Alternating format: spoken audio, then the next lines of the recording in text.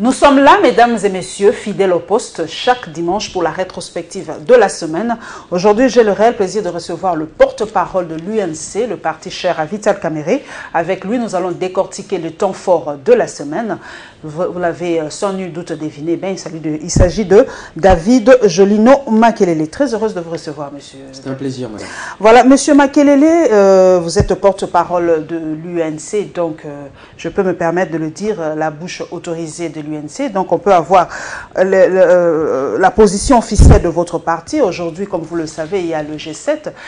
Comment est-ce que vous réagissez face à la position du G7 aujourd'hui? Le G7 fait partie de l'opposition. Est-ce que vous l'accueillez à bras ouverts aujourd'hui? Disons d'abord qu'il y a ceci de particulier, c'est que dans la Kabylie, les gens sont en train de quitter ce navire au nom des principes fondamentaux, des principes républicains. Je m'explique. Lorsque, dans la vie politique, vous êtes appelé à faire le choix entre la facilité et le respect de la parole donnée soit par vous-même, soit par convention par tous les Congolais à travers un document qui en l'occurrence s'appelle la Constitution, si vous faites le choix de préserver les valeurs de la République, je crois que vous êtes bienvenus au sein de ceux qui ont déjà posé ce genre d'actes. Et quand je pense à ceux qui ont posé ce genre d'actes, je pense à leur dévancier, notamment le président Tshisekedi. Le président Tshisekedi était de ceux qui était même la plume du manifeste de l'ANCD, qui prônait quasiment un parti unique et avec éventuellement des courants. C'était pas aussi mauvais, hein, le manifeste de l'ANCD de 1967. Il y avait des bonnes choses dedans. Hein. Oui, mais sauf que naturellement, le pouvoir était monolithique. Et quand le président Tshisekedi et tous les autres 13 parlementaires se sont rendus compte que c'est une voie qui menait vers l'impasse, qui n'allait pas faire, disons, émerger la République, ils ont pris leur courage à deux mains. Ils se sont dit non, nous devons essayer autre chose. Et quand ils ont essayé, naturellement, ils ont été considérés comme des gens qui n'ont pas respecté ce qui avait été convenu. Des traîtres, il ne faut pas mâcher les mots. Des traîtres, voilà, comme des traîtres. Et au-delà même du président Tshisekedi, il y a aussi le président Vital Kamerhe qui est lui-même. Rappelez-vous les raisons pour lesquelles il est parti du PPRD. Il a dit non à l'entrée des troupes rwandaises sur le sol congolais. Il a dit non au bradage du patrimoine minier de la République. Il a dit non aux attaques contre les amis de Bundu Dia Congo. Et il a eu des positions, il a géré l'Assemblée nationale d'une manière vraiment, j'allais presque dire, équilibrée, toutes choses qui lui ont valu l'opprobre et, j'allais presque dire, le désaveu de sa majorité. Donc les gens qui sont dans cette lignée-là, qui se disent la République, les valeurs républicaines sont au-dessus de tout ce que nous pouvions avoir comme ambition, de tout ce que nous pouvions avoir comme nécessité matérialiste, si je veux dire, de la vie, ces gens-là, moi, je leur dis bravo. Et donc, nos amis du G7, ils ont franchi cette étape avec courage et nous félicitons leur courage. Le reste, maintenant, c'est la manière dont ils vont se comporter par rapport à la politique. Ils seront l'objet des colibés, nous en avons vécu, nous autres. Oui, c'est la question que j'allais poser. La passation de Vital Kamerhe à l'opposition a soulevé un tollé, et jusqu'à aujourd'hui, je sais, nous sommes des journalistes, beaucoup de gens ne croient pas vraiment au fait que Vital Kamerhe soit un véritable opposant. En tout cas, beaucoup n'y croient pas. La pilule ne passe pas. Et d'ailleurs, même pour le G7, beaucoup disent d'ailleurs que nous, c'est vraiment... l'opposition devient en fin de compte une blanchisserie quand on a mal géré, et bien on bascule dans l'opposition pour avoir l'assentiment de la population. Tout simplement. Madame, il est plus facile de quitter la mangeoire, comme dirait Christian Badibangui, le pouvoir et tout ce qui va avec, comme diraient les bons Belges, et de venir, disons, quitter l'opposition et aller dans la majorité, c'est plus facile que faire l'inverse, le trajet inverse. Et pour moi, s'agissant de Vital Kamerhe, bon, c'est vous qui posez la question, mais moi, il n'y a pas de doute là-dessus. Le doute, les fondamentaux, madame, quand vous êtes dans une majorité et que la nation est en péril, vous voyez les germes de cette déflagration de la nation qui risque de se produire et cette déflagration a commencé à se produire. Mais pourquoi ne pas lutter à l'intérieur de cette majorité? C'est ce qu'il avait fait. Ça n'a pas marché. C'est ce qu'il avait fait à l'intérieur pour cette problématique de l'entrée des troupes rwandaises. Il avait dit non. Je pense que si ça devait arriver, le Parlement serait saisi officiellement. Il n'a pas que le bilan positif. Quand on parle par exemple du moratoire qu'a accordé Vital Kamerhe lorsqu'il était président de l'Assemblée nationale par rapport à la double nationalité, jusqu'à aujourd'hui, ça fait tache d'huile. Hein? Oui, madame, mais pas, si ça n'a pas marché, c'est parce qu'il n'y a pas eu un consensus. Il est le président de l'Assemblée nationale, il doit avoir un sujet aussi sensible, il faut qu'il y ait un consensus. Quand il sent qu'il n'y a pas de consensus, il laisse le temps évoluer pour que les gens bougent. Et pour revenir un peu à ce que je disais tout à l'heure, c'est-à-dire qu'il a pris, lui, le courage d'affronter ces problèmes-là et de se mettre du côté du peuple. Lorsque, en fin de compte, il a fallu le juger, c'est aux actes qu'il fallait le juger. Quelqu'un de sérieux peut-il dire que les actes posés par Vital Kamerhe, depuis qu'il est parti de sa majorité, sont des actes qui peuvent s'assimiler à des positions d'appui à cette majorité? Non. Tout est... Il faut quand même reconnaître aussi à Vital Kamerhe quelque chose. Vous savez que au sein de l'opposition, il y avait des grands noms comme le Papa Tshisekedi, comme Jean-Pierre Bemba, etc. Et en leur absence, il faut quand même... rendre à César ce qui peut revenir à César.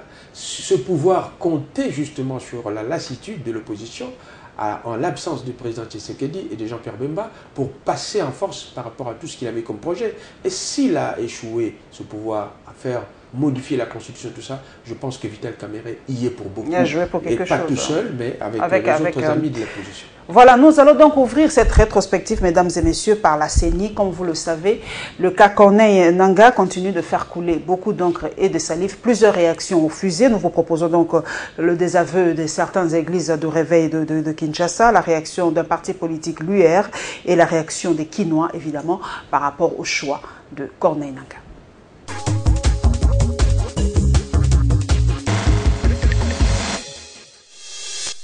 Corneille Nangaa prie ce que nous connaissons à l'église Philadelphie du pasteur Dallot. Et cette église, c'est une église des assemblées de Dieu. Et les assemblées se trouvent dans l'ECC. Pourquoi ne pas les représenter comme candidat de l'ECC, qu'ils soient rattachés à l'église de réveil? C'est ça où nous disons qu'il y a une faute quelque part. Le Haut Conseil des églises de réveil charismatique clame haut et fort leur innocence et dit être surprise de la désignation de Corneille Nangaa.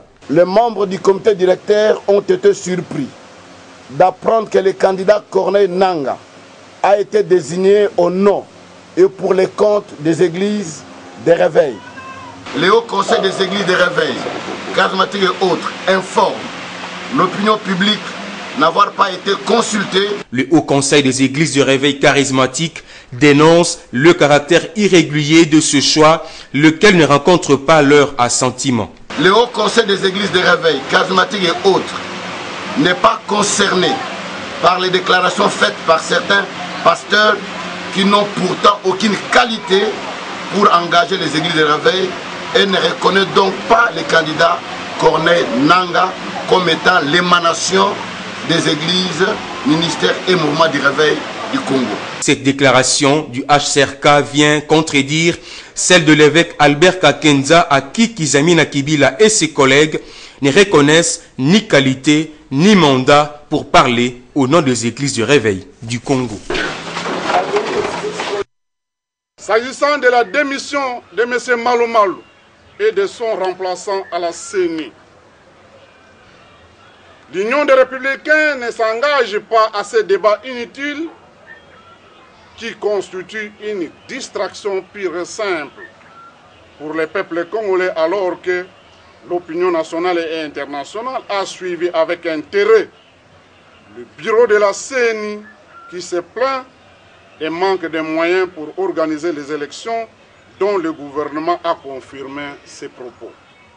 Cela prouve que le processus électoral de 2015 et 2016 est remis en cause. Heureusement, Le dialogue politique ici de l'accord cadre va sauver notre pays du danger de cette situation. Le point 6 de l'engagement renouvelé pris par M. Joseph Kabila dans cet accord, dont la réforme structurelle des institutions de l'État, règle automatiquement aussi la question de la CENI qui fait partie des institutions à réformer. D'où l'actuelle CENI est condamnée à disparaître. Le débat de remplacement de M. Maloumal à la tête de la CENI par une autre personne n'emportera aucun changement. Aujourd'hui, ce débat est sans objet. Les Quinois disent ne pas comprendre ces désaveux de Corneille Nangaa par le Haut Conseil des églises de réveil charismatiques et des églises catholiques. Ils se demandent pourquoi les forces vives de la société civile et autres ont opté pour le choix de ce dernier en remplacement de Malou Malou à la tête de la CENI. Les Quinois parlent des intérêts égoïstes. Si ces choix peuvent créer l'ambroglio, moi je trouve qu'il y a des gens qui ont des intérêts cachés derrière ces choix. Si tel n'est pas le cas, et ils doivent se mettre autour d'une table, ils doivent trouver un consensus pour qu'un candidat de consensus soit dégagé. Dans tout ça, je ne sais pas qui trompe qui veut gagner quoi, derrière qui, dans tout ça, il y a du flou. Hein. Si on a refusé une autre personne, qui nous prouve aux gens que non, ils ont quand même cette capacité de faire sortir une autre personne, au lieu peut-être d'aller avec de bras de fer à la fin pour que ça dégénère encore. En tout cas, trop c'est trop, nous voulons maintenant la paix. L'essentiel, c'est d'aller aux élections, telles que souhaitées par ces populations de Kinshasa. Il faut donner la chance à Corneille Nangaa, vu son expertise. Par rapport à notre calendrier, nous sommes en retard et que nous devons tout faire pour aller vite. Le peuple a besoin de ces élections. Mais ce Corneille, s'il vous plaît, c'est quelqu'un qui est dans la boîte. Il s'y connaît. S'il faut chercher quelqu'un qui vient de l'extérieur, il faut un moment d'apprentissage et qu'on sort. Ça va encore nous prendre beaucoup de temps. Nous souhaitons que la personne continue, mais par après, il doit y avoir un consensus et que nous pouvons organiser les élections dans les délais constitutionnels. Toutefois, la population se remet à l'Assemblée nationale, qui est l'organe habilité à trancher sur ce dossier.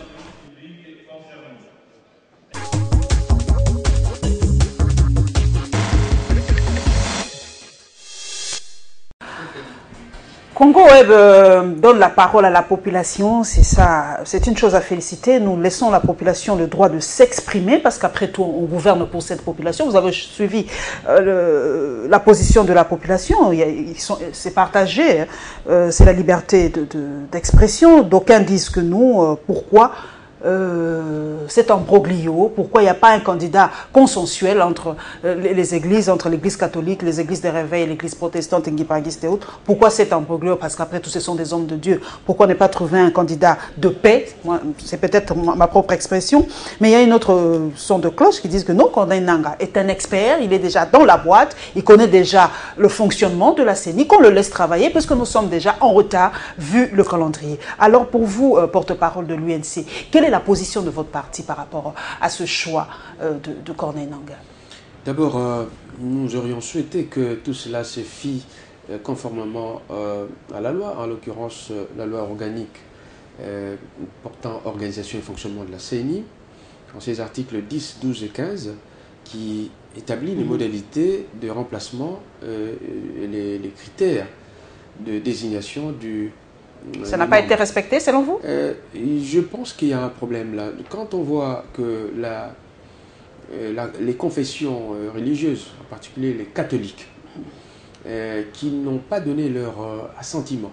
Même les églises de réveil, c'est pas seulement les catholiques aujourd'hui. Les églises de réveil, dont se réclamerait notre ami Corneille, n'ont pas donné. Ça nous renvoie à l'élection de Malou Malou, dont l'église catholique n'avait pas été, comment dire, associée, ou l'église catholique a été flouée en ces circonstances-là. Donc, et quand on voit tout cela, on sent qu'il y a des manœuvres.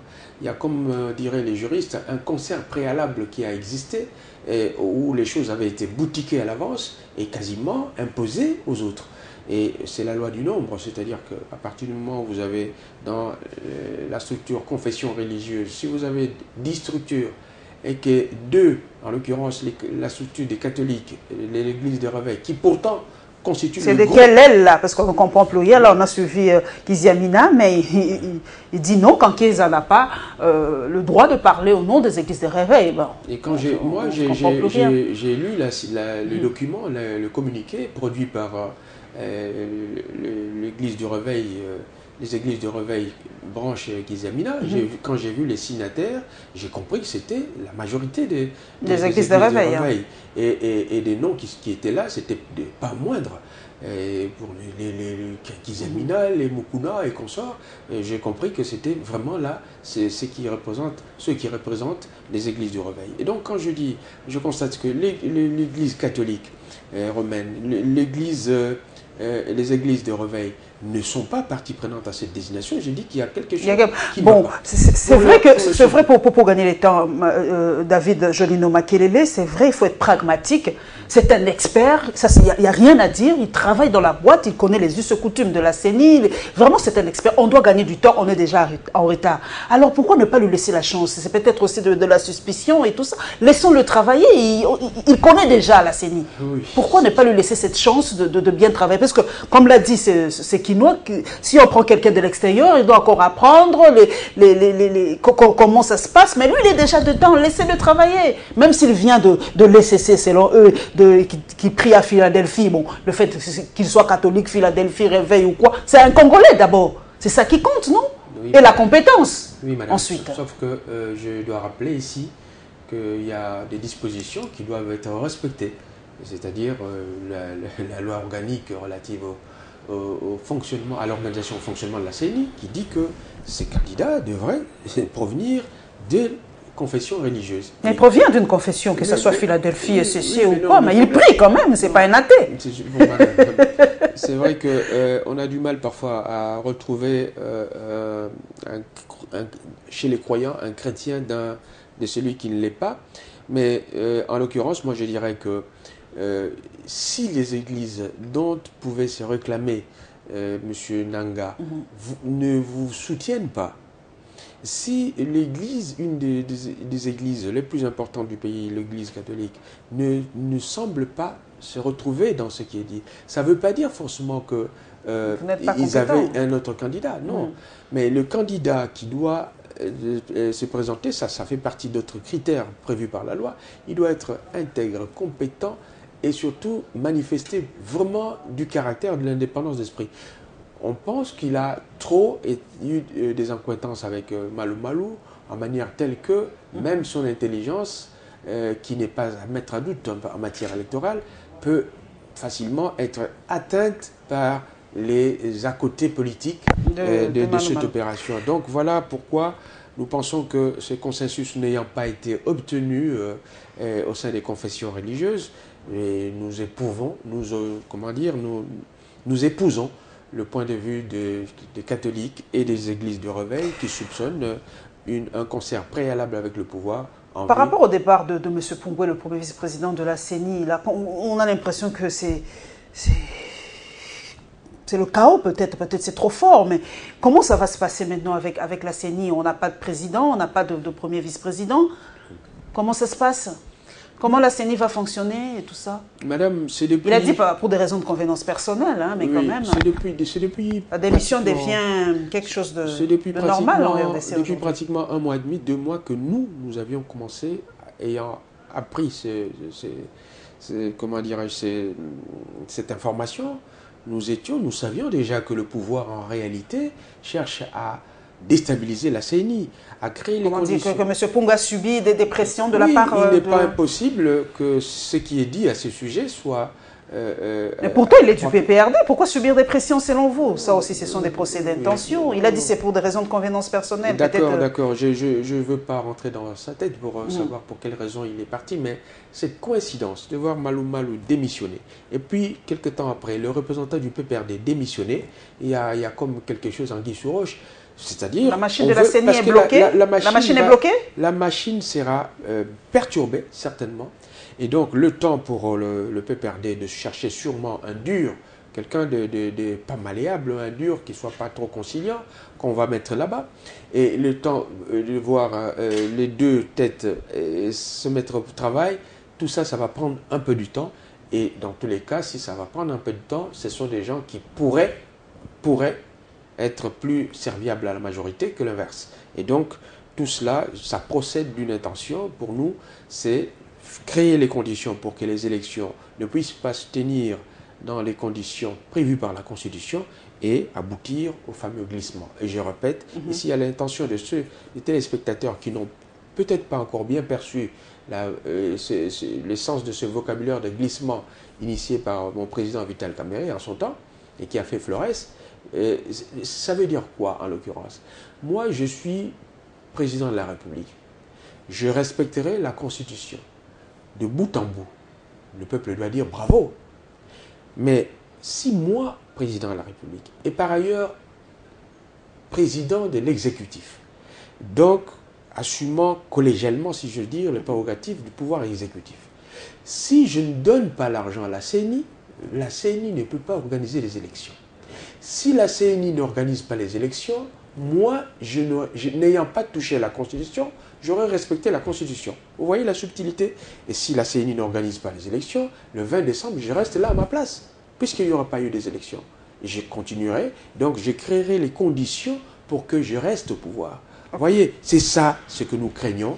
Nous disons, si ce sont des procès d'intention, eh bien, qu'on passe au concret, c'est-à-dire qu'on dégage l'argent au profit de la CENI, qu'on déclare que les élections présidentielles et législatives sont en particulier l'élection présidentielle, c'est une élection qui tient de la Constitution, qui donne obligation, qui fait obligation à la CENI d'organiser ce processus dans les 90 jours précédant la fin du mandat du président de la République, ce qui n'est pas le cas pour les députés provinciaux, ce qui n'est pas le cas pour les députés nationaux. Mais pour le président, c'est la Constitution qui le dit. Donc à tous ceux qui viennent nous dire non, le glissement est prévu dans la Constitution, non.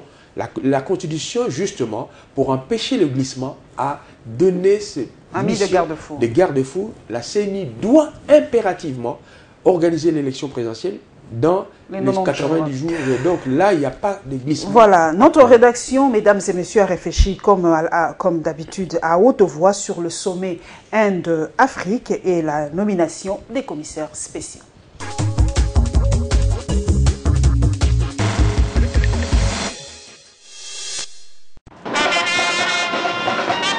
La 3e édition du sommet Inde-Afrique a clôturé ses travaux par l'adoption de la déclaration de New Delhi, une base solide pour la consolidation du partenariat stratégique liant les deux ensembles géographiques. Le pays participant ont réitéré à cette occasion leur engagement à renforcer davantage leurs relations dans les domaines politiques, économiques et socioculturels, ce en s'attachant au principe de réciprocité, de complémentarité et solidarité. Soulignant que les populations de l'Inde et de l'Afrique, qui constituent près d'un tiers de l'humanité, continuent à être exclues d'une représentation appropriée dans les institutions de gouvernance mondiale, les participants à ce sommet ont appelé à une action collective urgente. Finalité, mettre en place des structures de gouvernance mondiale plus démocratiques. Les pays participants ont à ce propos réaffirmé leur fort engagement pour une réforme du système des Nations Unies en vue de le rendre plus représentatif sur le plan régional, plus démocratique, plus responsable et plus efficace. Considérant le terrorisme et l'intégrisme qui sont les principales menaces pour les nations, le pays présent à ce forum juge qu'une stratégie et une coopération à l'échelle mondiale est la seule à permettre au pays à relever ce défi majeur, mais aussi à lutter contre toutes les formes de criminalité. Le Premier ministre indien a promis d'aider l'Afrique pour le développement des ressources humaines avec 500 millions d'euros accordés pour les 5 années à venir. Une grande partie sera destinée à l'extension d'un projet phare mis en place depuis 2009, notamment les réseaux panafricains d'enseignement et des consultations médicales à distance, reliant des universités et hôpitaux indiens à ceux des 48 pays africains grâce à un réseau satellite. 50 000 bourses seront également offertes aux étudiants du continent pour étudier en Inde, hormis une ligne de crédit de 10 milliards qui a été établie, soit le double par an de ce ce qui a été accordé lors du premier sommet Inde-Afrique de 2008. Débuté le 26 octobre dernier, ce sommet a fermé ses portes ce jeudi 29 octobre 2015 à New Delhi, en Inde. L'attente n'a été que de courte durée à tous ceux qui avaient pris leur mal à patience pour la nomination des commissaires spéciaux à la tête de provinces nouvellement créées.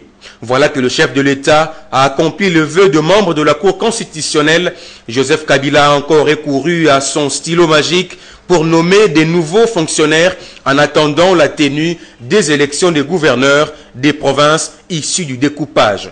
Ces commissaires spéciaux, 21 au total, secondés chacun de 2 adjoints, auront la responsabilité de doter les nouvelles provinces d'une administration, de services techniques et des infrastructures minimales pour créer les balises nécessaires favorables à l'arrivée de nouveaux gouverneurs.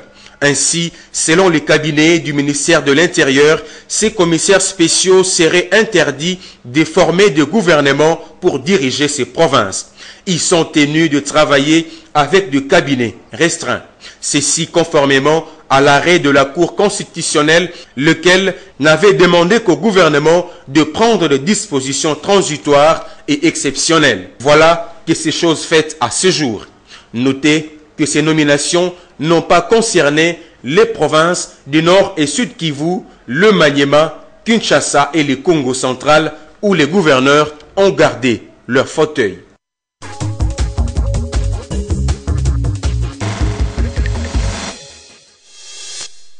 Jolino Makelele, eh bien voilà, les 21 commissaires spéciaux sont là. Il y a plusieurs femmes qui sont d'ailleurs nommées comme commissaires spéciales, je crois.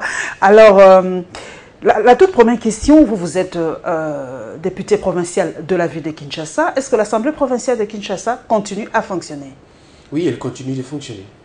Donc, et le gouvernement provincial de Kinshasa aussi? Naturellement, puisque ce gouvernement, cette institution n'est pas concernée par les découpages tels qu'il est prévu actuellement. Comment se fera alors la cohabitation Jolino Makelele, David Jolino Makelele, entre les commissaires spéciaux et les gouverneurs? Il y a 5 gouverneurs, je crois. Congo central, Kinshasa, Maniema, Sud Kivu, Nord Kivu. Je crois, oui, c'est les 5. Donc comment ça va se passer, cette cohabitation entre les élus et les nommés? Madame, qui a plus de droits, qui a plus de légitimité au fait? Auparavant, laissez-moi dire que nous venons d'assister à la naissance d'un monstre juridique. C'est un monstre dans la mesure où il ne marche pas à la Constitution de la République. C'est-à-dire que... Ce sont des mesures exceptionnelles. Ce sont des mesures exceptionnelles. Non, je suis d'accord. Dans notre droit positif, les institutions provinciales sont l'Assemblée provinciale et le gouvernement provincial. Le gouvernement provincial, il est composé du gouverneur et de ses ministres. Et ce gouvernement provincial, il est responsable politiquement devant l'Assemblée provinciale. Tous les grands actes de ce gouvernement, c'est-à-dire le budget, le programme à exécuter, sont soumis à la sanction politique des députés. Comment ça va se faire avec les commissaires spéciaux maintenant? Quand je vous parle de monstre, madame, vous voyez tout de suite là sa tête. Donc, je ne vois pas comment ce gouvernement... D'abord, il n'y aura pas de ministre, ce qui est contraire à la Constitution. Et vous aurez donc de tout puissants potentats qui seront là à la tête et qui n'auront des comptes à rendre à personne. Non, mais mon confrère John Lungila a dit, on a circonscrit leur travail. On a dit qu'ils sont là vraiment pour permettre à l'administration de fonctionner, pour créer les infrastructures minimales pour le fonctionnement de la province, en attendant l'élection des nouveaux gouverneurs, tout simplement. Donc, il n'y a pas à leur prêter des intentions. Ils ne sont pas des futurs potentats, David Makelele, Jolino Makelele, ne sont pas de potentiels potentats. Dites-moi, quel sera le travail des députés provinciaux? Mais les assemblées nationales sont suspendues dans ces territoires découpés. Non. Ah, c'est ça justement. Ah bon? Ah oui. Et quel était en substance le décret du ministre de l'Intérieur par rapport aux assemblées provinciales? Non. On a suspendu leur activité. Non, madame. Les assemblées provinciales sont là et elles doivent continuer à travailler. Sinon, vous allez démettre. Comment vous allez, pour combien de temps vous allez suspendre le fonctionnement des assemblées provinciales? Jusqu'à l'élection de nouveaux gouverneurs. Mais dans l'entretemps, qu'est-ce que vous faites? Non, en fait, quand je parle de monstre, c'est justement cela, madame. Parce que vous allez voir ce gouvernement, comment l'acte majeur d'un gouvernement, c'est son budget. Le budget de la province, même pendant une période transitoire, comment il va être... Peut-être relèveront du ministère de l'Intérieur. Je ne sais pas trop. Il vaut peut-être... Ce sont des fonctionnaires du ministère de l'Intérieur. Non, madame.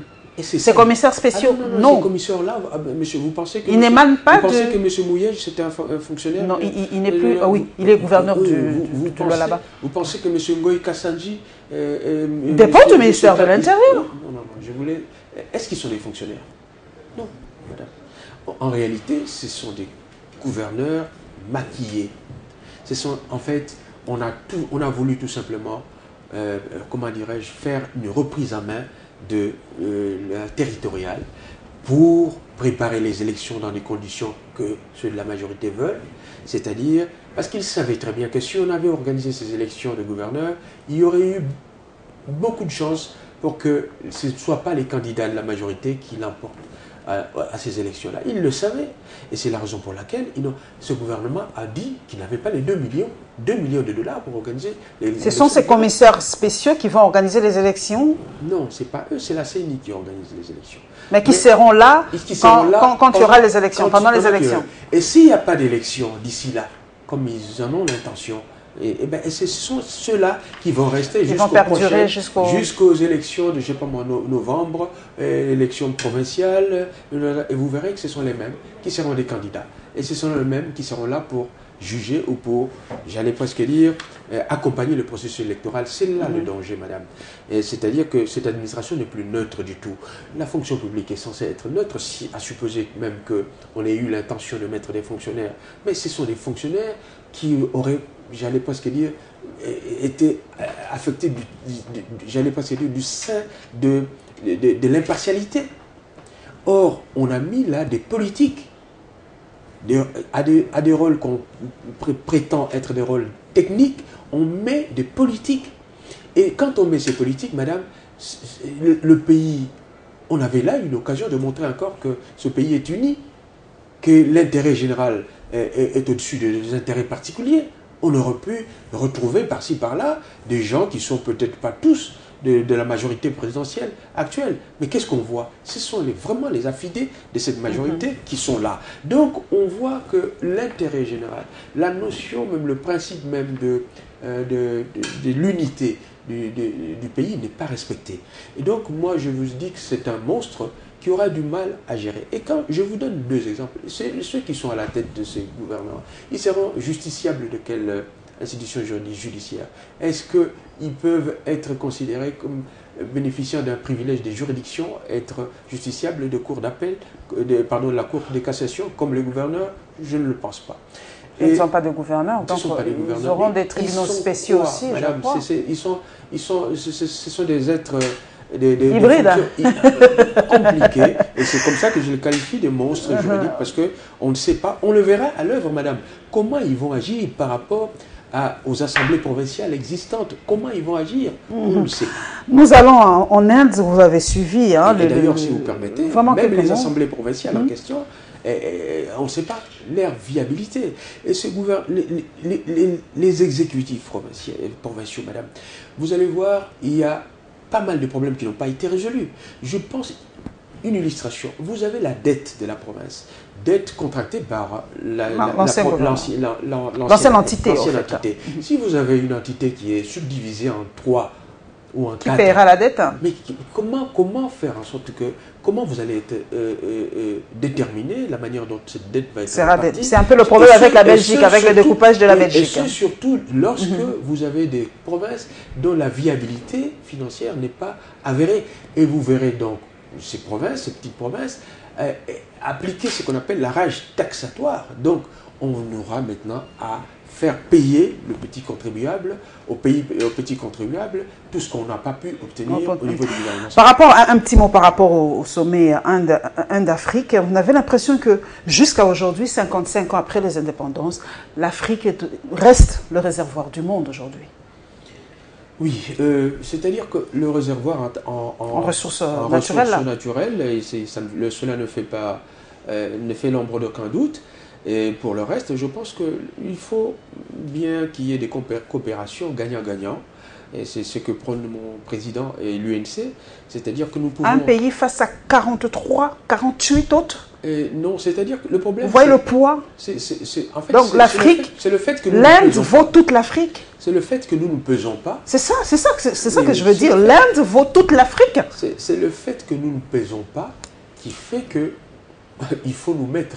tous ensemble, en bloc. Nombreux sur la balance pour égaler le poids de l'Inde, de la Chine, de l'Europe. Et c'est ça la misère de l'Afrique. C'est-à-dire nous peinons à décoller. Tout simplement parce que nous avons des problèmes de gouvernance, madame. Lorsque vous prenez ce qui revient à l'État, c'est-à-dire à l'ensemble de la population, vous prenez ça comme votre patrimoine particulier et que vous ne voulez pas, voir l'intérêt général, c'est ce qui arrive à l'Afrique. Et donc, tant que nous ne serons pas là, ce qui gangrène l'Afrique, c'est d'abord ne pas aimer son pays, madame.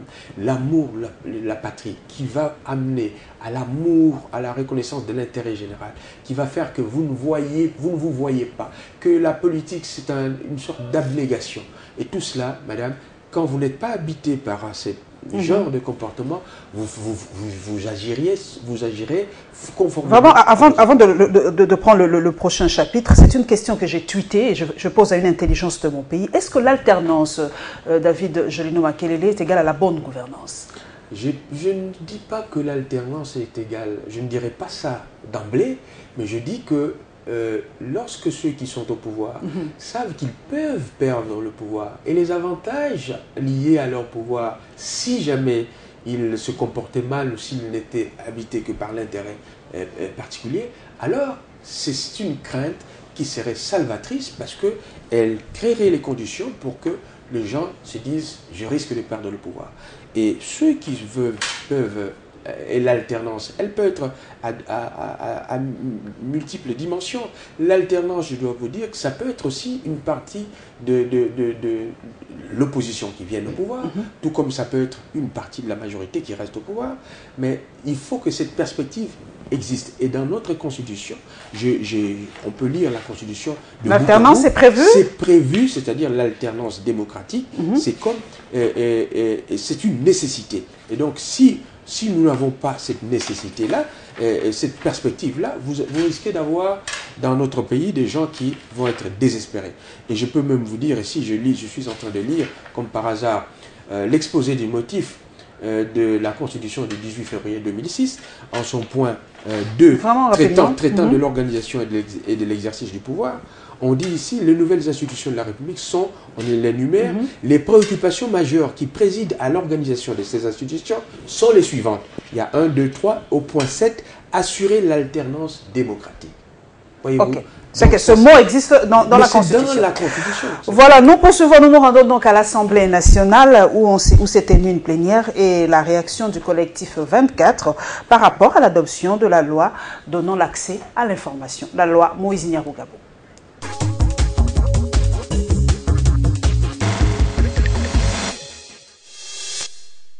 Pour ces premières rondes, Assemblée nationale, gouvernement, on ne s'est pas fait de cadeau. Le premier à entrer en scène s'appelle Matata Ponyo. Le Premier ministre a rappelé à la plénière les innovations contenues dans la loi des finances exercice 2016. On sait qu'elle préconise des réformes des institutions en tenant compte de la configuration de nouvelles provinces et de la donne électorale. Le patron du gouvernement parle d'un projet de budget réaliste puisque toutes les prévisions sont élaborées sur base de ressources propres. Le deuxième round de la plénière a été caractérisé par les interventions des députés nationaux. 98 au total ont souhaité prendre parole lors du débat général. Les députés nationaux, majorité ou opposition, n'ont pas ménagé le Premier ministre. Du haut du perchoir, les élus du peuple ont fustigé la contre-performance du gouvernement, illustrée, disent-ils, par l'actuel projet de loi des finances inférieur à celui de l'exercice en cours de l'ordre des 0,7%. Il a en outre été rappelé au chef du gouvernement le promesse formulée lors de l'investiture du gouvernement en 2012. Matata Ponyo avait dans le temps présenté au Parlement un programme quinquennal de 48 milliards de dollars américains en ressources propres. Aujourd'hui, la promesse de l'homme à la cravate rouge avoisine l'utopie. Du côté du gouvernement, on avance comme moyen de défense la baisse de prix de matières premières sur l'échiquier international. Cette plénière marathon a permis de passer au crible le projet de loi des finances exercice 2016. Il a fallu une motion d'ordre pour arrêter la machine parlementaire, un ouf de soulagement pour le Premier ministre et son équipe. Le troisième round prévu pour ce mercredi s'annonce plus décisif. Ce sont des sentiments de satisfaction et de joie du fait que ça fait longtemps, c'est depuis 2009 que nous avions commencé les plaidoyers pour que la RDC se dote de cette importante loi. Quant au contenu, nous pensons que rien n'a été changé. Parce qu'il faut avouer que le collectif 24 a été accrédité au niveau du Sénat à cause de cette loi comme organisation experte et accrédité à la commission socio-culturelle, la commission à laquelle la loi est passée. Contrairement à ce qu'on pouvait penser que ça allait être dénaturé, au contraire, les honorables sénateurs l'ont encore renforcé, l'ont encore doté vraiment de toute teneur comme ça s'est fait ailleurs. Notre souhait d'abord que, comme ça a été traité d'abord à la commission socio-culturelle, et nous espérons qu'au niveau aussi de l'Assemblée nationale, ça sera la même commission pour question de parallélisme de forme, et ainsi de suite. Et le souhait, c'est que les honorables députés devraient aussi comprendre, comme les honorables sénateurs l'ont compris, à temps, que cette loi, c'est une loi urgente, une loi nécessaire pour l'amélioration de la gouvernance, pour nous permettre à cette session même, avant la fin de l'année, que le chef de l'État puisse la promulguer. Et pour nous, ça sera un vrai cadeau de Nouvel An, un vrai cadeau de 2015 que le chef de l'État donnerait au peuple congolais, parce qu'à ce moment-là, il laisserait le Congo comme dans cette volonté d'être plus ouvert, plus transparent. Et c'est ça notre souhait.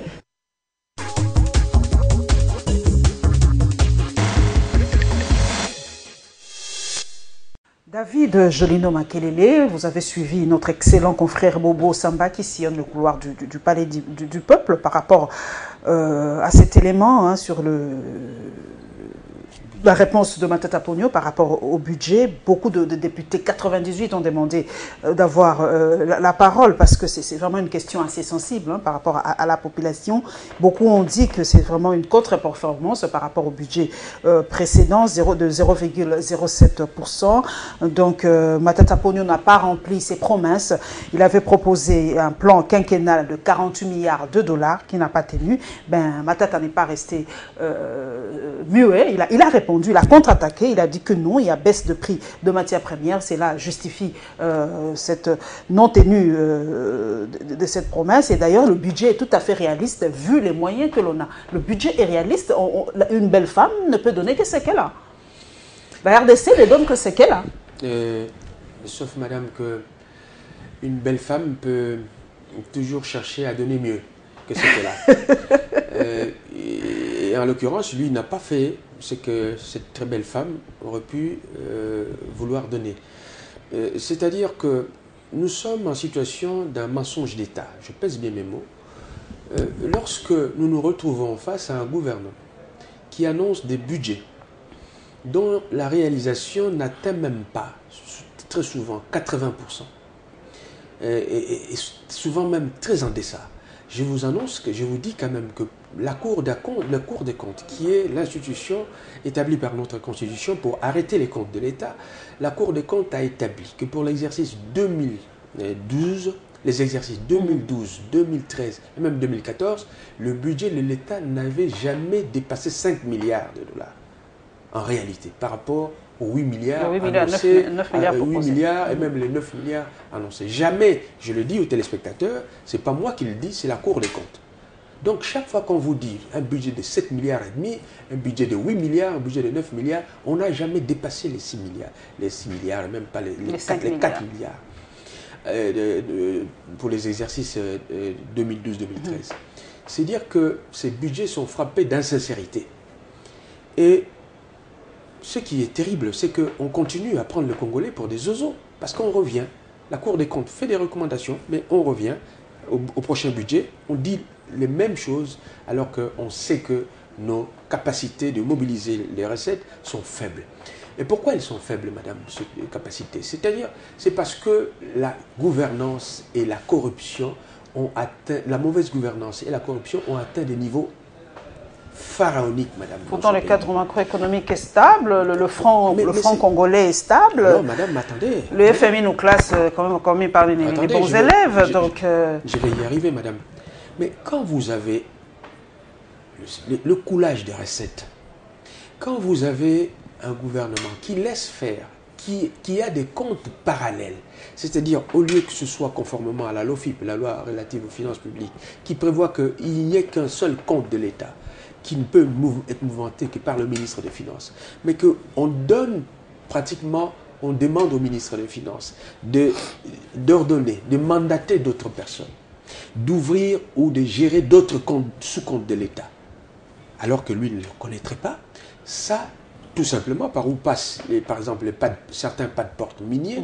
Et certains pas de porte miniers, c'est l'équivalent à peu près de...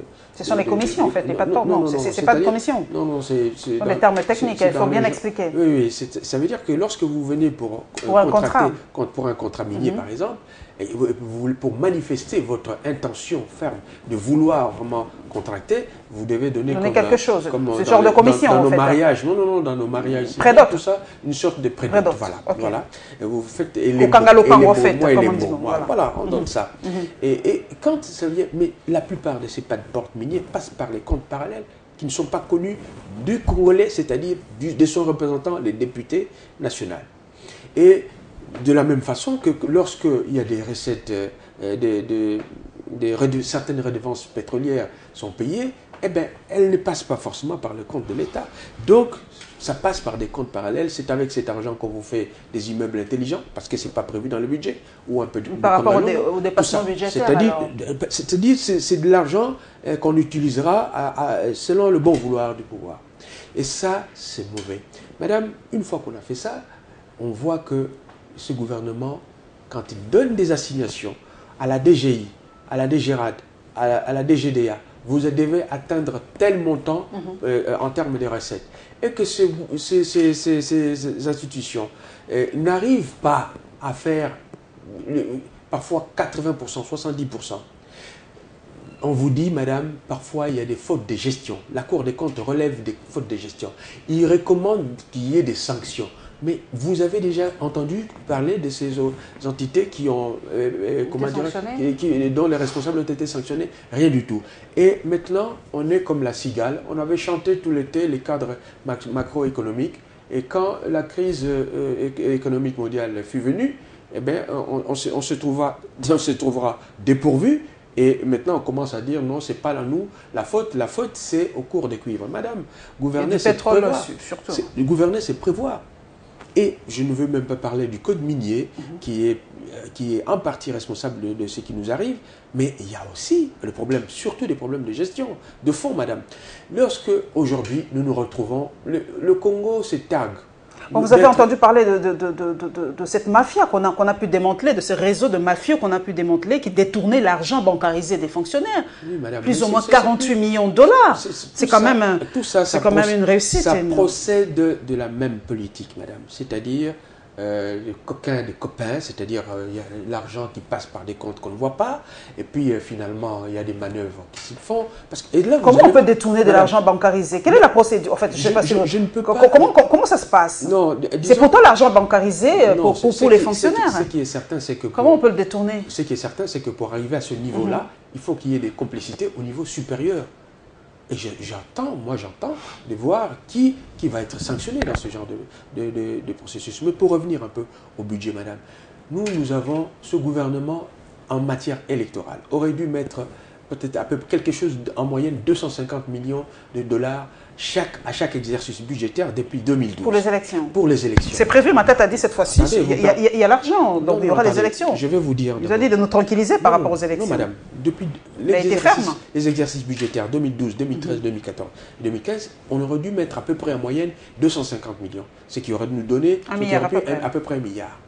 Mais quand de ce montant-là, le Matata Pogno n'a pu allouer que 15%, ou même, admettons, soyons généreux, 20%, ça montre l'intention de ce gouvernement, de ce pouvoir, de ne pas organiser les élections. Et deuxièmement, quand dans le budget, on parle de 500 milliards, quelque chose comme 500 millions de dollars, madame. 500 millions de dollars, le gouvernement, ça c'est aussi de la poudre aux yeux. On vous dit 500 millions de dollars, là, alors que vous avez un processus qui va coûter 1 milliard, 1 milliard 200. Et là-dedans, c'est pas fini. C'est eux qui vont choisir le type d'élection qui vont être organisées avec ces 500 millions. Imaginons que comme dans quel type d'élection? Suffrage direct ou indirect? C'est ça? Non. Non, choisir les élections législatives. C'est eux qui vont choisir. Okay. C'est eux. Parce que si, comme ils en ont l'intention, ils s'accrochent à leurs élections locales et municipales et autres, madame, vous allez voir que les 500 millions seront déjà partis. Donc, il n'y aura toujours pas l'argent pour organiser les élections législatives et les élections présidentielles. Ça, c'est ce que j'ai essayé au début de mon intervention, de vous expliquer comment ce pouvoir, sans vouloir toucher à la Constitution, va chercher à glisser. C'est-à-dire, on ne donne pas l'argent à la CENI. On contourne en fait la Constitution, oui, simplement. Moi, c'est le contournement aujourd'hui. Je respecte la Constitution. Je suis là, je respecte la Constitution. C'est-à-dire, je n'y touche pas. Mais je fais en sorte que la CENI ne soit pas en mesure d'organiser les élections. Et patatras, on va arriver le 19 décembre, le 27 octobre, le 27 novembre, pas d'élection. Et le 27, moi je dirais, peinard, moi c'est pas de ma faute, moi j'ai respecté la Constitution, mais c'est la CENI qui n'a pas organisé les élections. Nous connaissons le truc, madame, et je dois dire ici que les Congolais sont avertis, les Congolais sont prêts maintenant à donner de leur vie pour que ce pays soit un état véritablement de droit. Nous n'avons pas donné notre sang pour rien, pour arriver à Sun City et arriver à cette constitution. Les Congolais sont, en vertu de l'article 64 de la Constitution, prêts maintenant à défendre cette constitution, tant dans son esprit que dans sa lettre. Nous poursuivons, mesdames et messieurs, nouvelles de nos partis politiques. Nous avons choisi 3 partis politiques cette semaine, le MPR, Congo Nabisso et le PPRD. Plus de détails dans ce condensé.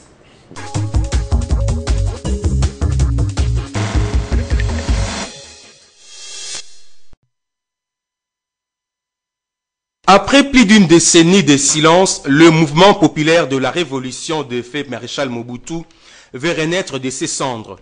Les Mobutistes décident de se reconstituer pour remettre le MPR à sa place dès 1997. Une résurrection avec de nouveaux objectifs politiques. Nous pensons que le moment est venu pour que le MPR revienne. Ça fait plus de 16 ans que le maréchal est parti, mais est-ce que la situation politique a changé ou... Naturellement, le MPR doit être le premier parti d'opposition de ces régimes. Parce que lorsque l'AFDL est venu, c'était venu pour chasser le MPR, c'était pas venu pour chasser les autres partis de l'opposition. Et à tous les Mobutistes qui n'aiment pas se faire voir, parce que nous savons qu'il y a beaucoup de Mobutistes qui n'osent pas parler parce que la diabolisation a été de tel point qu'ils ne pouvaient même pas se prononcer. Nous leur lançons un appel pathétique, qu'ils viennent nous rejoindre pour que nous puissions refonder le parti du maréchal Mobutu. À travers le Conseil pour la refondation du MPR, les Mobutus se préparent à un conclave pour relancer les activités du parti. Pour Apotumba, le manifeste de l'Antiélé reste toujours le document de base du MPR. Donc, la refondation, c'est-à-dire nous allons revenir aux idéaux du MPR, pas parti-État, pas fait privé, mais le MPR qui a été fondé en 60. C'est-à-dire l'intégrité du territoire, la paix, l'authenticité, tout le grand thème du MPR originel, nous allons revenir à cela, et à son projet de société qui est le manifeste de l'Antiélé, que nous allons amender, remettre à jour par rapport aux circonstances du moment. Ce conclave prévu au mois de novembre prochain va préparer le congrès pour désigner les animateurs du parti. Pour l'instant, le Conseil pour la refondation du MPR invite tous les Mobutistes à rejoindre le groupe.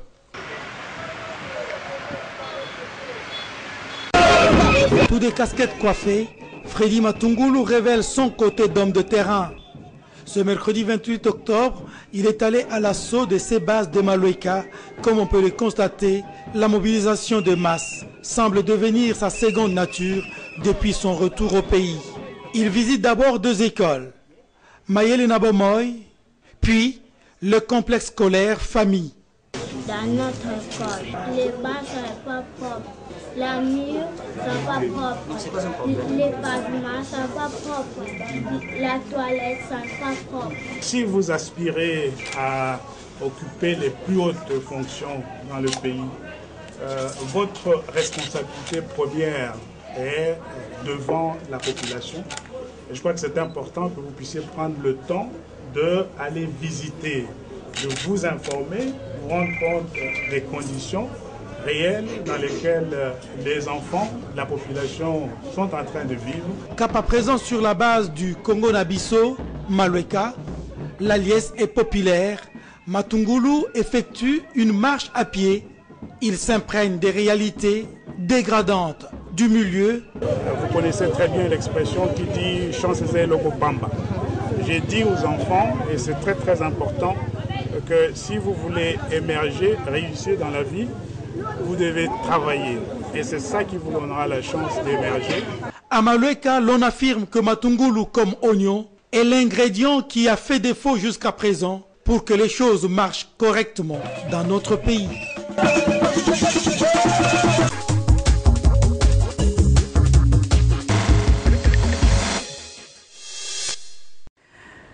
David Jolino Makelele, nous avons vu la renaissance du MPR.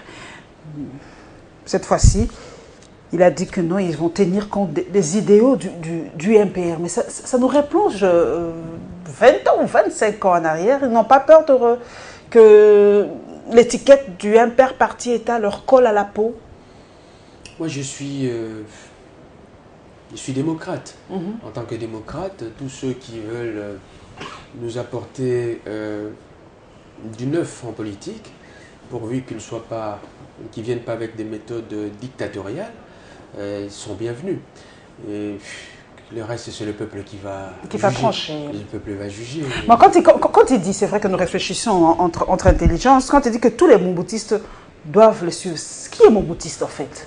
Parce que tous à l'époque, on était tous membres du MPR. C'est vraiment... C'est une question assez ambiguë. Oui, non, vous avez raison de dire qu'à l'époque, puisqu'il s'agissait d'un parti-État, eh bien, tout le monde était censé être impérien, puisque c'était l'État MPR, et comme institution MPR.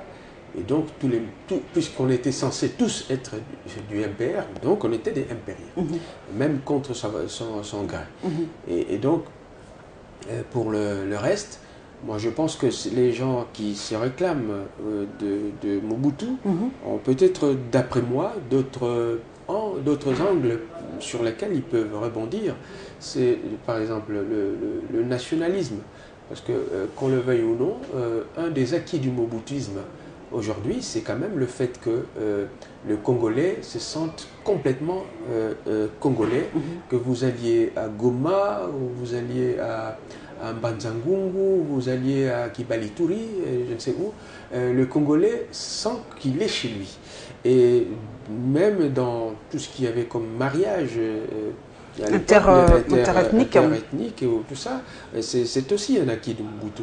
Et puis, ce sentiment de vouloir défendre la patrie, c'est aussi une des réussites de Mobutu, même si on doit dire quand même que la politique de Mobutu était plus dictée par la recherche des intérêts, la protection des intérêts des Occidentaux, dans le cadre des deux blocs qui existaient à l'époque, que l'intérêt purement congolais. Puis il y avait un problème de gouvernance.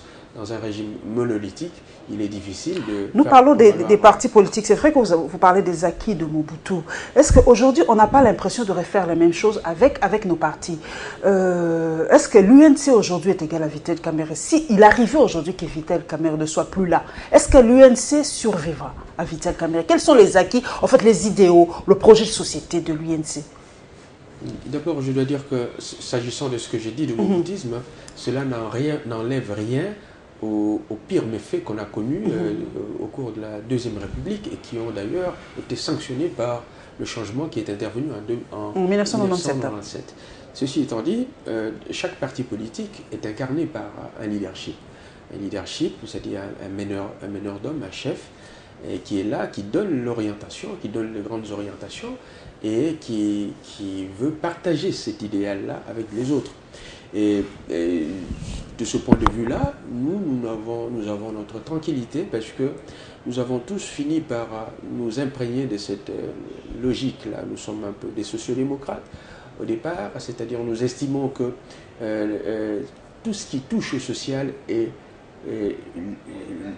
la priorité ou le primat de toute politique qui doit être menée, mais que les politiques qui doivent être menées sont des politiques qui doivent intégrer la liberté d'entreprendre avec la nécessité pour l'État de réguler les institutions. Donc, de ce point de vue-là, nous sommes tranquilles. Parce qu'il y a dialogue aussi. Parce que nous parlons des partis politiques, nous avons suivi Freddy Matungulu tout à l'heure qui fait sa descente sur le terrain, qui a relevé quelque chose, qui a dit que ces méthodes dans les mœurs du Congolais, Chancelo Kopamba, hein, donc vraiment, ça se voit d'ailleurs dans la classe politique congolaise, qu'on le veuille ou pas, la classe politique congolaise reflète la société congolaise. Est-ce que vous êtes contre ce slogan-là? Non, effectivement, moi personnellement, je ne suis pas de ceux qui prennent la facilité. On ne peut rien obtenir dans la facilité. Nous sommes en facilité, quoi. Non, donc, moi personnellement, je suis de l'école de ceux qui pensent que le travail, c'est par le travail qu'on peut arriver à obtenir quelque chose. Et si c'est le travail de tous les Congolais, c'est l'ensemble du Congo qui va gagner. Et non pas tous ceux qui se tapent des immeubles à gauche, à droite, et ici, qui mettent l'argent dans des paradis fiscaux, et qui finiront par... vous savez, on a des exemples, quand on voit le maréchal Mobutu, quand on voit d'autres leaders du monde qui ont régné, qui ont gagné beaucoup d'argent, et comment ils terminent avec leur fortune, ça devrait inspirer. Vous êtes porte-parole de l'UNC, il y a même une ligue des jeunes au sein de l'UNC. Oui. Est-ce que votre parti fait-il rêver les jeunes Congolais? Est-ce que le rêve congolais est un mythe ou une réalité aujourd'hui? Parce qu'aujourd'hui, qu'on le veuille ou pas, tous les regards des jeunes sont tournés vers des véloteries pour aller aux États-Unis. Il y a des jeunes qui se noient pour atteindre l'Europe par n'importe quelle voie, pourvu qu'ils y arrivent. Est-ce que le rêve congolais, est-ce que vous faites rêver d'un Congo nouveau à vos jeunes, quoi, vos jeunes qui font partie de votre parti?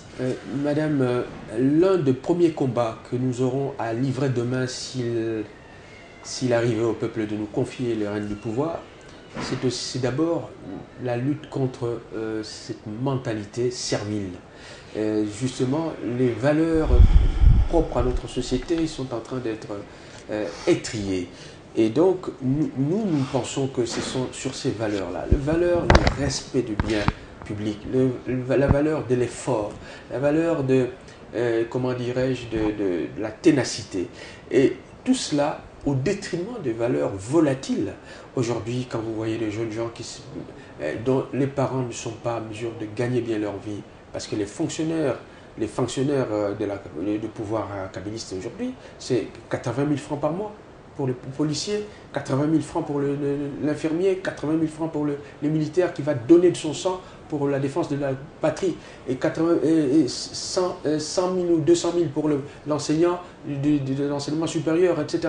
Ça, nous n'en voulons pas. Mais qu'est-ce que ça donne en conséquence? Vous avez des enfants qui, justement, imbibés des valeurs volatiles de la société, c'est-à-dire forme, c'est-à-dire miquilise, etc., etc. Et tout ça, ces jeunes gens...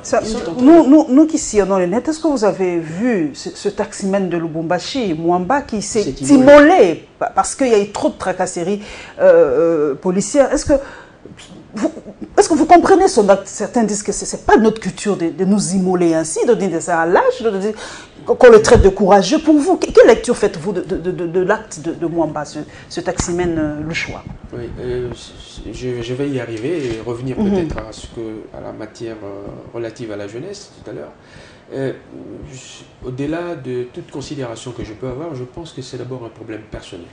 Parce que tous les chauffeurs n'auraient pas peut-être réagi de la même façon face à cette pareille brutalité ou tracasserie. Deuxièmement, ça traduit aussi le désespoir de quelqu'un qui peut faire un effort pour essayer de se débrouiller, entre guillemets, pour gagner sa vie, et puis qui se retrouve avec des tracasseries qui finalement vont lui faire croire qu'il ne saura pas s'en sortir. Ça, ce sont les aspects importants du comportement des gens qui procèdent de la société, de la difficulté de vivre, d'un mal de vivre. Le mal de vivre, en l'occurrence, imaginez quelqu'un qui se dit, moi, demain, je dois payer mon loyer, j'ai besoin de payer $50, mais j'ai tout fait pendant je me retrouve avec 30. Il faut que je me casse la tête en roulant, en travaillant peut-être nuit et jour, et puis à un moment donné, on l'arrête.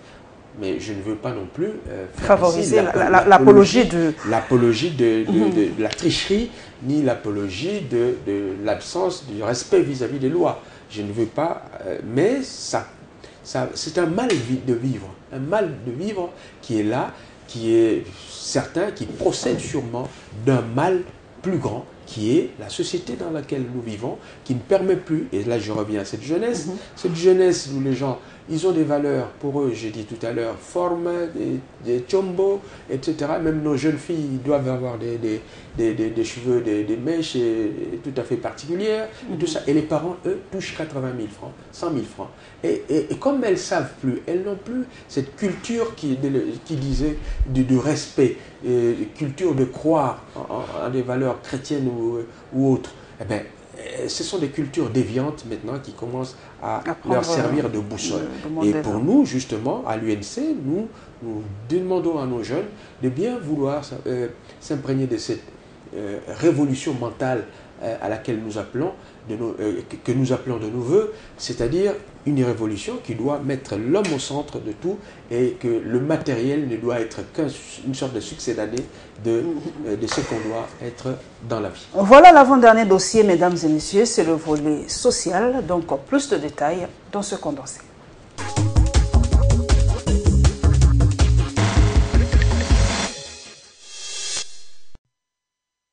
L'atelier national de validation du projet de plan d'action humanitaire 2016 vise à faire l'état des lieux des besoins humanitaires en 2015 par secteur d'intervention. Il s'ouvre dans un contexte où le financement destiné aux réponses humanitaires ne cesse de diminuer alors que les besoins humanitaires s'accroissent, a indiqué le chef de bureau OCHA. Adèle Degbalassé, ministre des Affaires sociales et Actions humanitaires, souhaite que ces assises tiennent compte du document stratégique de croissance et de réduction de la pauvreté. Je trouve utile qu'un accent soit mis sur la planification en cours en tenant compte du document stratégique de croissance et de la réduction de la pauvreté en élaboration. Les DSRP, ces outils de travail permettront une compréhension commune de la situation globale de tous les acteurs impliqués dans les questions humanitaires en RDC. Comme on peut le constater, le plan d'action humanitaire 2016 reste capital pour la République démocratique du Congo, d'autant plus qu'il s'inscrit dans la logique de la vision de son Excellence, Monsieur le Président de la République, chef de l'État Joseph Kabila Kabange, celle de voir l'année 2016 apporter les solutions efficaces aux problèmes humanitaires et soucieux des Congolais. Avec Abdourahmane Diop, représentant résident de l'UNESCO, les échanges ont tourné sur la signature du protocole d'accord relatif à la réduction du taux d'analphabétisation estimé à ce jour à 30%.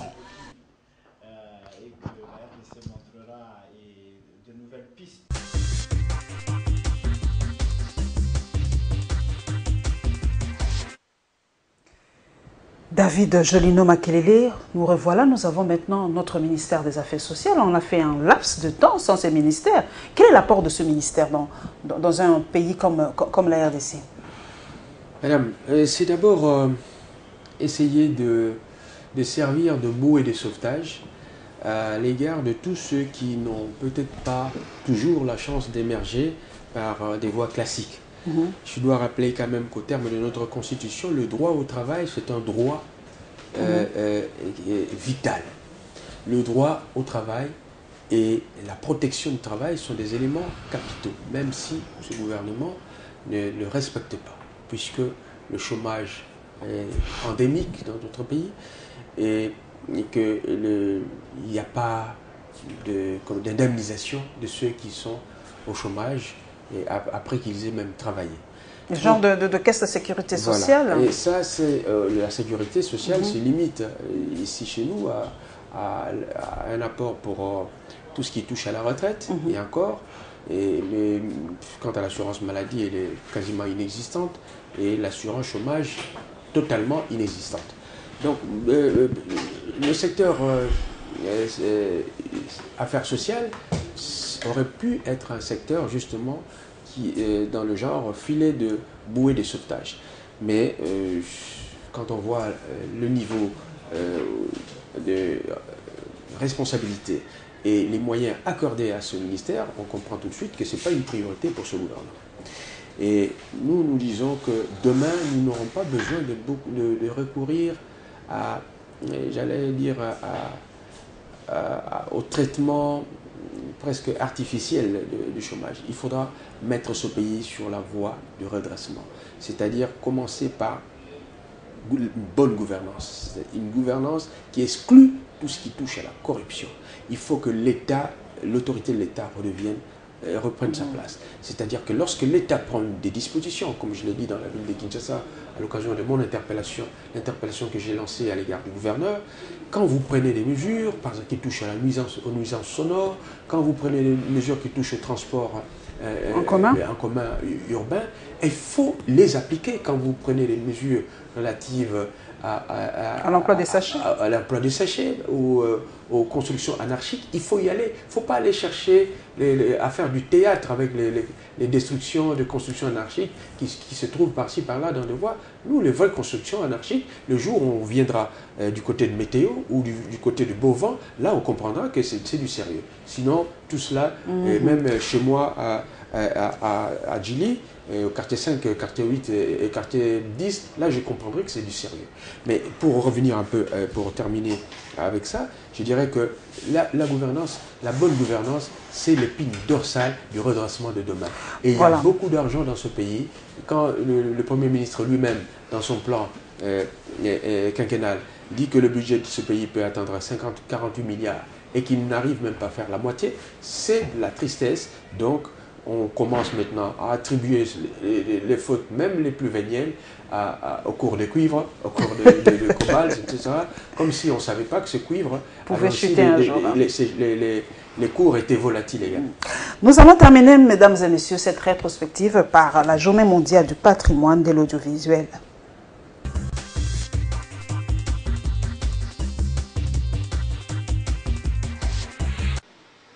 C'est depuis 1980 que le monde entier commémore à travers la 21e conférence générale l'adoption de la recommandation pour la sauvegarde et la préservation du patrimoine audiovisuel, en dépassant la langue et les frontières culturelles et faisant immédiatement appel à la vue et à l'ouïe aux personnes instruites comme illettrées. Les documents audiovisuels ont transformé la société en devenant un complément permanent aux documents écrits traditionnels. Gilbert Biladi, directeur général de Congo Web Télévision, explique le sens de cette journée. À partir du XXe siècle, l'UNESCO avait compris que l'audiovisuel avait complètement changé les choses et qu'il fallait protéger les documentaires, les films, les sons, les images, les vidéos. Comment faire pour garder plus longtemps encore ce produit? Voilà pourquoi nous parlons aujourd'hui du numérique. Le directeur général de Congo Web rappelle, lui, la responsabilité du gouvernement s'agissant de la conservation des archives en support numérique. Au niveau de chaque État, il faut deux moyens pour prendre tout ce qui est analogique. Par exemple, ceci, c'est une cassette VHS. C'est analogique. Vous voyez cette cassette-là, analogique, qui nous parle filles et garçons tous à l'école. Il y a combien d'années? Donc, il faut beaucoup de moyens pour archiver, numériser tous nos produits. Néanmoins, a-t-il martelé, l'Internet demeure aujourd'hui le moyen universel pour préserver le patrimoine audiovisuel.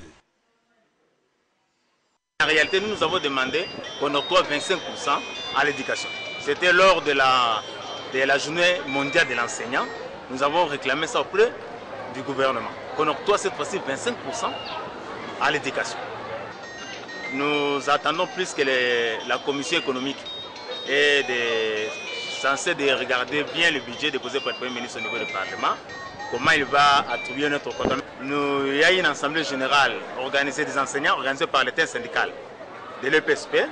Ça va se tenir au sein de l'ITNG. Alors je demande à nos collègues enseignants d'être là, nous tous, avec nous. Et ils vont attendre ce que nous allons parler. Quand on a parlé des archives, David Jolino Makelele, ça m'a fait penser à un grand homme qui est parti, au professeur Bioya. J'espère que les télévisions congolaises ont encore les émissions de cette intelligence fine de mon pays. En tout cas, toutes mes condoléances à la famille du professeur Philippe Bioya. Je l'ai reçu à maintes reprises dans mes émissions, dans Info 7 aussi. Vraiment, c'est une perte inestimable pour notre pays, la République démocratique du Congo, parce que c'était un internationaliste très très reconnu dans le plan aussi national, tant national qu'international. Est-ce que vous avez un mot par rapport au professeur Bioya, Philippe Bioya? Évidemment, je commence par dire ma tristesse d'avoir appris la nouvelle de son décès. Et je présente mes condoléances les plus émues à sa famille et à tous ceux qui lui sont proches. Et moi-même, j'ai eu l'occasion de me retrouver dans des émissions de télévision en sa compagnie. Et je l'ai croisé il y a moins d'un mois et demi. Et il m'avait semblé ne pas être en mauvaise forme. Bon, c'est Dieu, que voulez-vous. Et donc c'est une perte énorme pour notre pays, parce que c'est quelqu'un qui avait de la matière dans son domaine. Voilà, donc nous avons parlé des archives, nous avons suivi Gilbert Bibled qui parle de l'importance des archives. Est-ce que nous, les Congolais, nous connaissons la valeur des archives, en fait? On ne dirait pas, hein? Madame, c'est un hasard, je ne sais pas, c'est pas moi qui ai demandé que vous parliez de ces sujets, mais à l'Assemblée provinciale de Kinshasa, moi, je suis l'auteur j'étais l'auteur d'une proposition d'édit, qui est devenue donc un édit, une loi, relative à l'archivage des documents dans la ville-province de Kinshasa. Et donc, aujourd'hui, il n'est pas normal que dans une ville comme Kinshasa, un événement qui se passe à Lingwala, une manifestation culturelle, un fait particulier qui se passe à Kimbanseke ou à Njili, ou un événement particulier qui se passe à Kinshasa, demain, 10 ans plus tard, on n'en parle plus, certes, mais qu'on ne retrouve plus les traces de cet événement. Non, il faut créer avec la modernité les conditions pour que même des générations, plusieurs générations plus tard, on puisse retrouver ce genre d'événements, aussi bien en termes de support que de support visuel, verbal, ou même par écrit. Donc c'est très important, c'est la mémoire de l'humanité. Un petit merci quand même à Papa Molière, hein, qui nous balance de temps en temps ces petits nostalgies de Molière, pour comprendre un peu vraiment l'importance des archives. Hein. C'est vraiment le pan de... C'est toute une vie qu'on garde ainsi. Voilà, mesdames et messieurs, nous sommes presque vraiment à la fin. Un tout petit mot par rapport à la victoire du tout-puissant Mazembe. Il a battu une équipe d'Algérie, malgré le match était quand même assez serré, mais le tout-puissant Mazembe est passé. Moi, je suis un sportif et j'aime bien le football. Et au surplus, c'est une équipe congolaise qui a gagné. Donc, moi, je mets mes appartenances particulières de côté pour ne voir que l'intérêt. Ça veut dire quoi, appartenance politique? Parce que le tout-puissant Mazembe de Moïse Katumbi, on ne peut plus citer le nom de Moïse Katumbi à la télé? J'ai parlé de mes appartenances sportives. Ah, ok. Et parce que, donc, ce n'est pas ça. Mais sinon, pour le reste, l'Anglebert, tout-puissant Mazembe, c'est l'équipe de Moïse Katumbi. C'est pas seulement ça. Et même s'il fait l'actualité à sa manière, mais son équipe fait aussi l'actualité. Donc, on ne peut que se féliciter de cette victoire et on espère qu'au match retour, ce sera un grand événement et que tous ceux qui aiment le football, qui aiment que le Congo soit honoré, seront là. Ne politisons pas le tout-puissant Mazembe, en tout cas, c'est une fierté nationale. Alors, mesdames et messieurs, petite note triste dans cette émission. Comme vous le savez, notre chasseur d'images, Alain Bolikango, a perdu sa femme. Alors, nous lui présentons encore nos condoléances vraiment les plus attristées, les plus émues de ma part et de la part de toute l'équipe de Congo Web Télévision, parce que perdre une conjointe, perdre sa femme, perdre la mère de ses enfants, C'est un choc, c'est vraiment insoutenable. En tout cas, Alain Bolikango, courage, et vraiment courage, courage, courage. Nous sommes vraiment de cœur avec toi. Et comme on dit, Dieu donne, Dieu reprend. Ben, c'est la vie. Voilà, mesdames et messieurs, nous nous retrouverons vraiment avec le même plaisir la semaine prochaine. Restez branchés, l'émission continue sur le net, sur tous les réseaux sociaux, sur toutes mes pages. Et nous nous retrouverons la semaine prochaine avec le même plaisir. Inch'Allah.